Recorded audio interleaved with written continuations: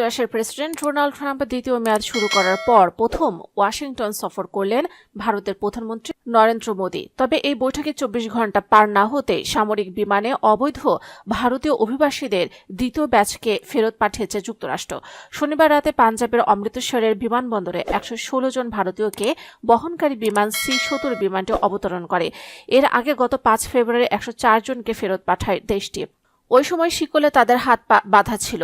এ নিয়ে ভারতের রাজনৈতিক অঙ্গনে ব্যাপক সমালোচনা সৃষ্টি হয়। এর কয়েকদিন পরে মার্কিন প্রেসিডেন্ট ডোনাল্ড ট্রাম্পের সঙ্গে ভারতীয় প্রধানমন্ত্রী নরেন্দ্র মোদী বৈঠক করেন।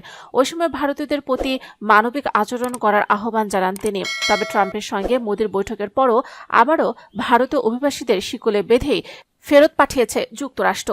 শনিবার যে 116 জনকে ফেরত পাঠানো হয়েছে তাদের মধ্যে ছিলেন দলজিৎ সিং নামের এক যুবক। তিনি জানিয়েছেন, যুক্তরাষ্ট্র থেকে অমৃতসরে আসার সময় তাদের হাত বাঁধা হয়েছিল এবং পায়ে শিকল পরানো হয়েছিল।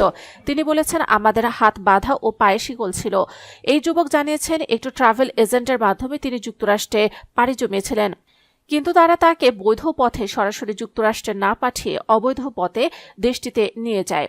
প্রথম ব্যাচে যে 104 জন ছিলেন তাদের সবার হাত পা বাঁধা হলেও দ্বিতীয় ব্যাচে পাঠানো নারীদের এক্ষেত্রে ছাড় দেওয়া হয়েছে বলে জানিয়েছে একটি সূত্র। এদিকে দ্বিতীয় দফায় ভারতীয়দের ফেরত পাঠানোর আগে কংগ্রেস নেতা পি চিদাম্বরম এক্সে গতকাল একটি পোস্ট দিয়েছিলেন। সেখানে তিনি বলেছিলেন, এবার যেসব অভিবাসীকে ফেরত পাঠানো হচ্ছে এটি ভারতীয় কূটনীতির জন্য একটি পরীক্ষা। তার মত ছিল, মোদি ট্রাম্পের সঙ্গে দেখা করার পর মার্কিনদের অবস্থান পরিবর্তন হয়েছে কিনা সেটি দেখার বিষয়। তবে ভারতীয় কূটনীতি চরমভাবে ব্যর্থ হয়েছে।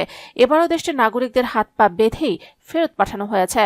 কংগ্রেসের এই নেতা এক্সে লিখেছেন, অবৈধ অভিবাসীদের ফেরত আনা যুক্তরাষ্ট্রের বিমান যেতে অমৃতসর বিমানবন্দরে অবতরণ করবে এটির ওপর সব নজর থাকবে। তাদের হাত ও পা কি রশি দিয়ে বাঁধা থাকবে। এটি ভারতীয় কূটনীতির জন্য একটি পরীক্ষা।